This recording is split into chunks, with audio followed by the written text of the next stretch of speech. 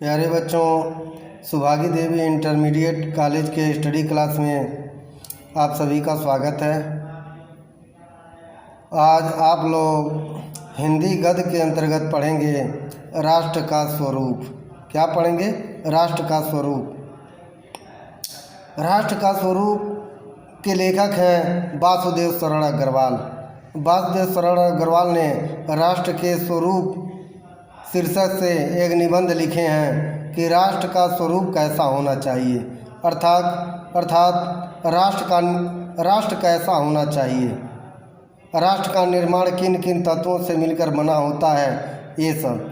तो आप लोग राष्ट्र के स्वरूप में आप लोग ये देखते हैं कि पहले होता है निश्चित भूभाग, जनसंख्या और सरकार और राष्ट्र में निवास करने वाले लोग, वही जनसंख्या हो गया। निश्चित भूभाग और जनसंख्या हो गई और सरकार हो गया और कानून या नियम, ये सब राष्ट्र के स्वरूप में महत्वपूर्ण भूमिका निभाते हैं। तो आइए आप लोग देखते हैं राष्ट्र का स्वरूप। इसके लेखक है वासुदेव शरण अग्रवाल। अब यहाँ देखा जाए, प्रस्तुत निबंध डॉक्टर वासुदेव शरण अग्रवाल के पृथ्वी पुत्र नामक निबंध संग्रह से लिया गया है। ये जो निबंध है राष्ट्र का स्वरूप, वासुदेव शरण अग्रवाल के का एक निबंध संग्रह था जिसका नाम है पृथ्वी पुत्र। जिसका नाम क्या है? पृथ्वी पुत्र। इसी निबंध संग्रह से ये राष्ट्र का स्वरूप लिया गया है। इस निबंध में लेखक यह बताते हैं कि राष्ट्र का स्वरूप जिन तीन तत्वों से मिलकर बनता है, वही बात हो रही है कि इनके अनुसार क्या है, जो तीन तत्व मिलकर बनता है वे तत्व हैं पृथ्वी अर्थात भूमि, जन और संस्कृत। जन अर्थात उस भूमि पर निवास करने वाले लोग, संस्कृत हम नियम कानून और सरकार बताए हैं, तो ही इसमें संस्कृत दिया है, अर्थात वहाँ के धार्मिक व्यवस्था कैसी है, सामाजिक व्यवस्था कैसी होनी चाहिए, राजनीतिक व्यवस्था कैसा होना चाहिए, ये सब आर्थिक व्यवस्था कैसी होना चाहिए, ये संस्कृत में सब आ जाती है। तो आप लोग राष्ट्र के स्वरूप के तीन तत्वों को जान लीजिए। पहला है पृथ्वी, जिसे भूमि कहा जाता है, जन जिसे लोग कहा जाता है, वहाँ के निवासी लोग, और संस्कृत। ये भूमि को माता और स्वयं को उसका पुत्र मानना राष्ट्रीयता की भावना के उदय के लिए आवश्यक है। क्या कह रहे हैं? वासुदेव शरण अग्रवाल कहते हैं भूमि को माता के समान मानिए और अपने को उस भूमि का, उस धरती का पुत्र मानना चाहिए। यही राष्ट्रीयता की भावना के उदय के लिए आवश्यक है। तभी आपके हृदय में राष्ट्रीय भावना उत्पन्न होगी। राष्ट्र के समग्र रूप में विकास के लिए भूमि और जन का स्वरूप दृढ़ होना चाहिए। फिर यहाँ वासुदेव शरण अग्रवाल क्या कर रहे हैं? कह रहे हैं राष्ट्र के समग्र रूप में विकास के लिए भूमि और जन का संबंध दृढ़ होना चाहिए। जैसे विकास के लिए, राष्ट्र के विकास के लिए भूमि को भी होना आवश्यक है और जन का संबंध और उस भूमि से वहाँ के निवासियों का जो संबंध है वो भी होना चाहिए। वो भी दृढ़ संकल्प से दृढ़ संबंध होना चाहिए, अर्थात एक लगाव होना चाहिए। इसके साथ साथ संस्कृत के विषय में भी लेखक ने मार्मिक विचार प्रकट किए हैं। लेखक के अनुसार सहृदय व्यक्ति प्रत्येक संस्कृत के आनंद पक्ष को स्वीकार करता है और उसे आनंदित हो उठता है। लेखक ये कहना चाह रहा है कि सहृदय व्यक्ति प्रत्येक संस्कृत के आनंद पक्ष को स्वीकार करता है और उसे आनंदित हो उठता है। जब आप किसी के संस्कृत, किसी के सभ्यता को जानेंगे, स्वीकार करेंगे, उसको समझेंगे, तभी आप उससे आनंद को प्राप्त कर सकते हैं, तभी उसके आनंद को उठा सकते हैं। अब आगे आप लोग देखिए, भूमि पर बसने वाला जन और जन संस्कृत, ये तीन तत्व हैं। भूमि है, भूमि पर बसने वाला जन अर्थात लोग, और जन की संस्कृत, यही तीन तत्व हैं। इस तीन तत्वों को ऊपर चर्चाएं की जा चुकी हैं, अर्थात राष्ट्र के स्वरूप के निर्माण में इन तीन तत्वों का होना आवश्यक है। भूमि पर बसने वाले लोग और उनकी संस्कृति। ये सब राष्ट्र के निर्माण में महत्वपूर्ण भूमिका होती है। इन तीनों के सम्मिलन से राष्ट्र का स्वरूप बनता है। इन्हीं तीनों के अर्थात कौन कौन? भूमि है, भूमि पर निवास करने वाले लोग हैं और उनकी संस्कृति। इन्हीं तीनों को सम्मिलित से राष्ट्र का स्वरूप बनता है। भूमि का निर्माण देवों ने किया है। ये पुराणों में वर्णित है, वेदों में वर्णित है कि भूमि का निर्माण कौन किए हैं? देवों ने किया है। वह अनंत काल से है, अर्थात भूमि भी अनंत काल से है और जो देवता भी अनंत काल से हैं। आई अनंत काल से ये चर्चाएँ, ये बातें चली आ रही हैं कि भूमि का निर्माण देवों ने किया, अर्थात देवताओं द्वारा किया गया है। इसके भौतिक स्वरूप, सौंदर्य और समृद्धि के प्रति सचेत होना हमारा आवश्यक कर्तव्य है। इसलिए इस भूमि के भौतिक स्वरूप के प्रति हमें कर्तव्यनिष्ठ होना चाहिए और इस भूमि के सौंदर्य को बनाए रखने का कार्य हमें करना है। अर्थात इस भूमि के सौंदर्य को बनाए रखना अत्यंत आवश्यक है और ये हमारा मूल कर्तव्य भी है। भूमि के पार्थिव स्वरूप के प्रति हम जितने अधिक जागृत होंगे उतनी ही हमारी राष्ट्रीयता बलवती हो सकेगी। ये कह रहे हैं कि हम भूमि के पार्थिव स्वरूप, भूमि के इस स्वरूप के प्रति हम जितने जागरूक होंगे, जितने ही हम अपने को उसमें समर्पित करेंगे, हमारी राष्ट्रीय की भावना भी उतनी ही भूमि के प्रति अत्यंत बलवती होगी। अर्थात हमारे हृदय में, हमारे मन में राष्ट्र की भावना उत्पन्न होगी। यह पृथ्वी सच्चे अर्थों में समस्त राष्ट्रीय विचारधाराओं की जननी है। अगर देखा जाए तो यह पृथ्वी क्या है? सच्चे अर्थों में समस्त राष्ट्रीय विचारधाराओं की जननी है, अर्थात समस्त राष्ट्रीय विचारधाराओं की माँ है। समस्त राष्ट्रीय विचारधाराओं को उत्पन्न करने वाली माँ के समान है। जो राष्ट्रीयता पृथ्वी के साथ नहीं जुड़ी वह निर्मूल होती है। यानी जहाँ की राष्ट्रीयता पृथ्वी के निर्माण में के साथ नहीं जुड़ी वह निर्मूल हो गई, अर्थात वह समाप्त हो गई। वह राष्ट्र ही समाप्त हो गया या वहाँ के रहने वाले ही समाप्त हो गए। अर्थात हमें भूमि के साथ हमें सच्चे लगाव के साथ रहना चाहिए, तभी राष्ट्रीय भावनाएं जागृत होंगी। राष्ट्रीयता की जड़ें पृथ्वी में जितनी गहरी होंगी उतना ही राष्ट्रीय भावों का अंकुर पल्लवित होगा।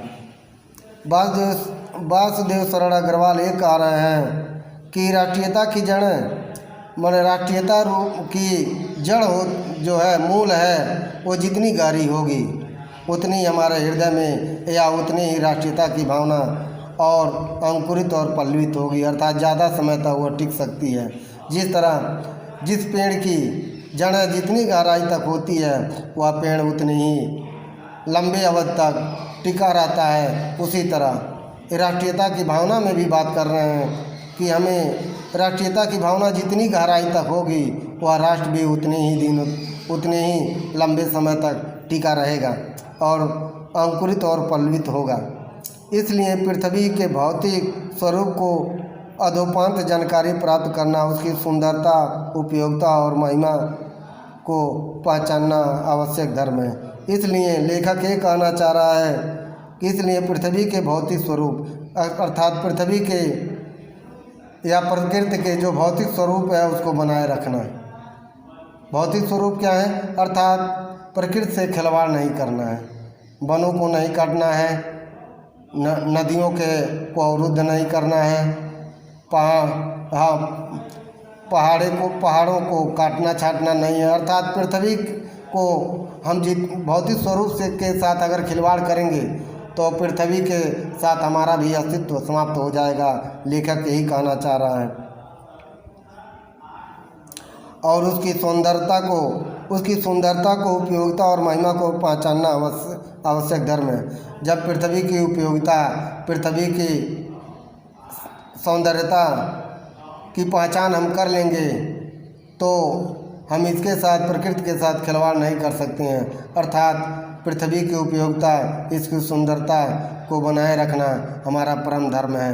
जिस तरह हम अपने धर्म के प्रति सचेत रहते हैं, उसी तरह हमें पृथ्वी और उसके सौंदर्य, उसकी सुंदरता के प्रति सचेत रहना चाहिए। इस कर्तव्य की पूर्ति सैकड़ों हजारों प्रकार से होनी चाहिए। पृथ्वी से जिस वस्तु का संबंध है, चाहे वह छोटी हो या बड़ी, उसका कुशल प्रश्न पूछने के लिए हमें कमर कसनी चाहिए। फिर कह रहा है लेखक कि कर्तव्य के प्रति सैकड़ों हजारों इस कर्तव्य के प्रति सैकड़ों हजारों प्रकार से होनी चाहिए।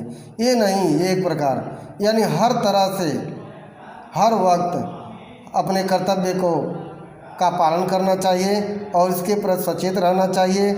जिस वस्तु का संबंध है, चाहे वह छोटी हो या बड़ी, उसका कुशल प्रश्न पूछने के लिए हमें कमर कसनी चाहिए। चाहे छोटी बात हो, चाहे छोटी चीज़ हो, चाहे बड़ी चीज़ें हो, यानी उसके साथ हमें सहभागिता करनी चाहिए और उसको प्रफुल्लित, उसको अंकुरित करने के लिए हमें सतत प्रयत्न करना चाहिए, हमें कमर कसना चाहिए। पृथ्वी का सांगोपांग अध्ययन जागरणशील राष्ट्र के लिए बहुत ही आनंदप्रद कर्तव्य माना जाता है। पृथ्वी का सांगोपांग अध्ययन यानी पृथ्वी का हर प्रकार से अध्ययन, यानी पूर्ण रूप से अध्ययन, और पृथ्वी के और राष्ट्र के प्रति जागरणशील होना, राष्ट्र के प्रति जागृत होने के लिए बहुत ही आनंदप्रद कर्तव्य माना जाता है।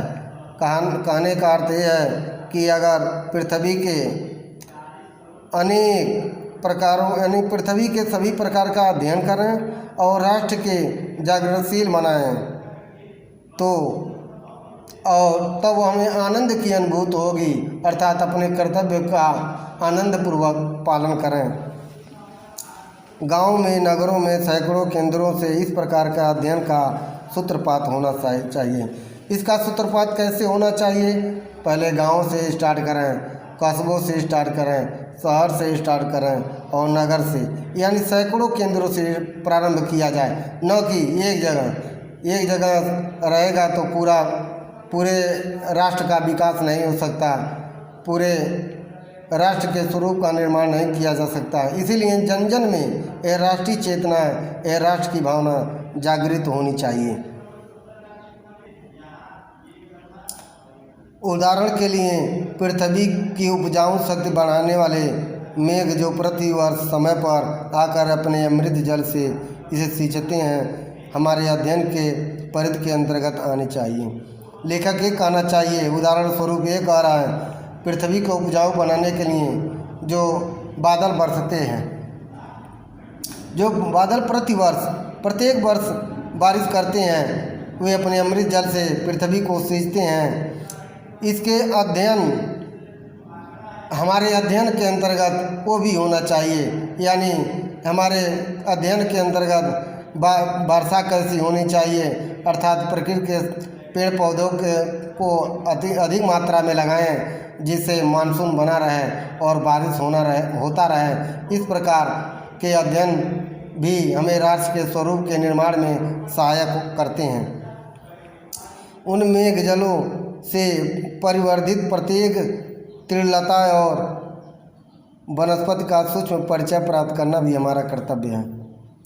वे जो बादलों के बारिश से जो लताएं, जो तिनके, जो पेड़ पौधे क्या होते हैं, बढ़ते हैं, खिलते हैं और फूलते हैं, इस प्रकार इन वनस्पतियों का भी हमें सूक्ष्म अध्ययन करना चाहिए।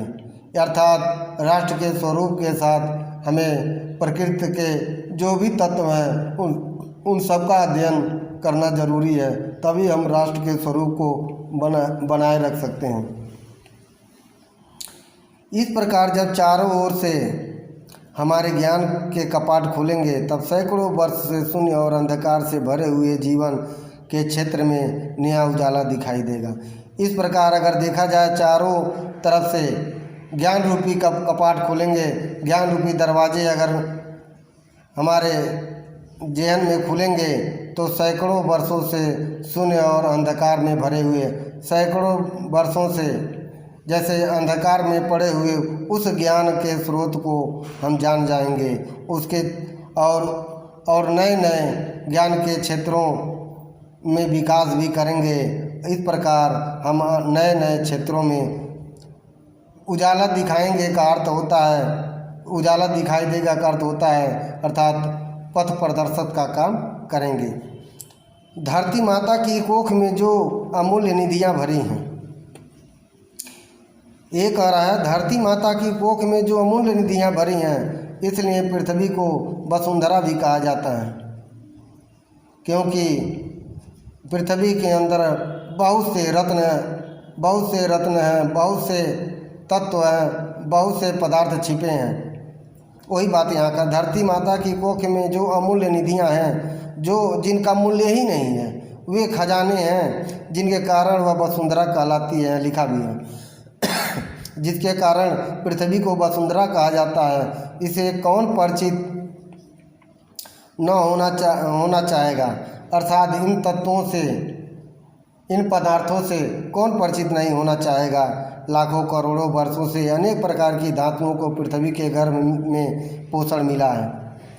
लाखों करोड़ों वर्षों से ये जो धातुएं हैं, ये जो पदार्थ हैं, ये जो रत्न हैं, ये पृथ्वी के कोख में बहुत समय से पलते चले आ रहे हैं, परिवर्तित होते भी आए हैं। तो इनके विषय में कौन नहीं जानकारी लेना चाहेगा।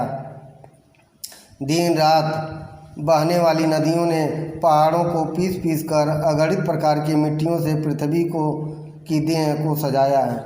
लेखक ये कहना चाह रहा है, जो निरंतर नदियाँ बहती रहती हैं, वही रात दिन निरंतर नदियाँ जो बहती रहती हैं, ये सभी नदियाँ देखा जाए तो पहाड़ों से ही निकली रहती हैं, कुछ नदियाँ पठारों से भी निकली रहती हैं। तो ये जो नदियाँ पहाड़ी भाग से मैदानी भाग में आती हैं, तो ये पहाड़ों को अर्थात उनके पत्थरों को घिसते हुए, लुढ़काते हुए लाती हैं, और उनके अवसाद से जो भूमि तैयार होती है, जो मिट्टी बनती है, वे पृथ्वी के निर्माण में, पृथ्वी के स्थल के निर्माण में सहायक होती है, और उस नदियों पर नए नए किस्म के वनस्पतियाँ उगती हैं। हमारे भावों आर्थिक अभ्युदय के लिए इन सब की जांच पड़ताल अत्यंत आवश्यक है।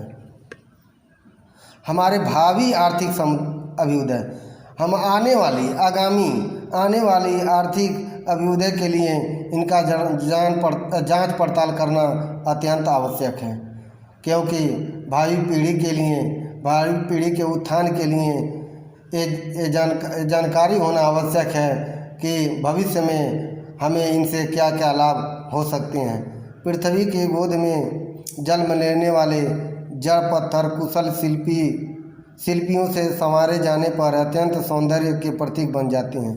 ये जो पृथ्वी के गोद में जन्म लेने वाले जो पत्थर हैं, वे कुशल शिल्पकारों द्वारा उन्हें तराशे जाने पर, सवारी जाने पर वो अत्यंत सौंदर्य के प्रतीक बन जाते हैं, अत्यंत सुंदर दिखने लगते हैं, सजाने के काम में आते हैं, भवन निर्माण के काम में आते हैं। ये बात बताया जा रहा है, अर्थात वे हमारे प्रतीक रूप में प्रतीक बन जाते हैं। नाना भांति के अनगढ़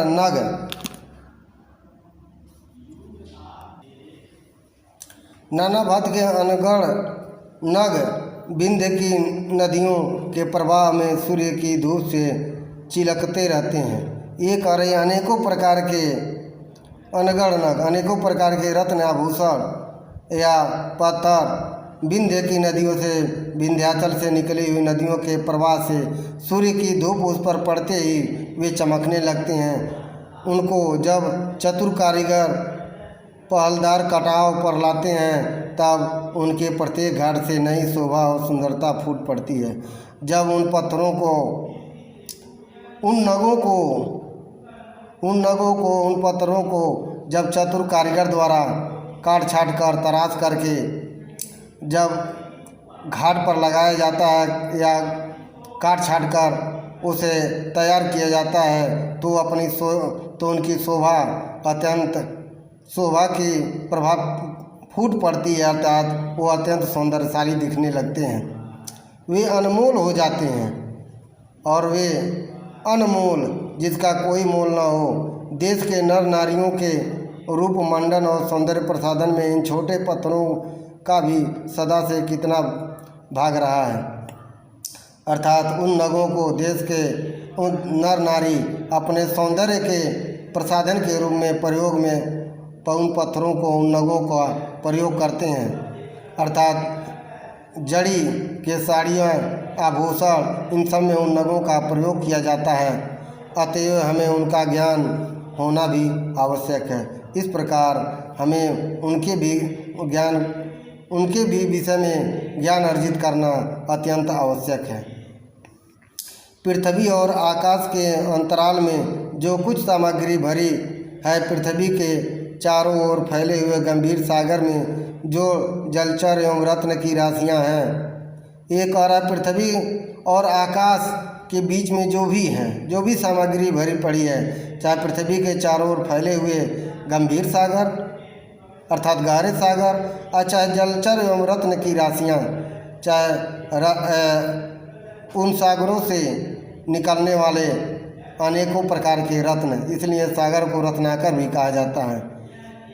उन सब के प्रति चेतना और स्वागत के नए भाव राष्ट्र में फैलने चाहिए। उनके प्रति जागरूक रहें, उनके प्रति सचेत रहें और उनके स्वागत के लिए राष्ट्र में नए भाव फैलाने चाहिए। राष्ट्र के नवयुवक के हृदय में उन सब के प्रति जिज्ञासा की नई किरणें जब तक फूटती हैं, तब तक हम सोए हुए के समान हैं। जब तक नहीं फूटती है, तब तक हम सोए हुए के समान हैं। अर्थात उनके प्रति अगर हम जागरूक नहीं होते हैं,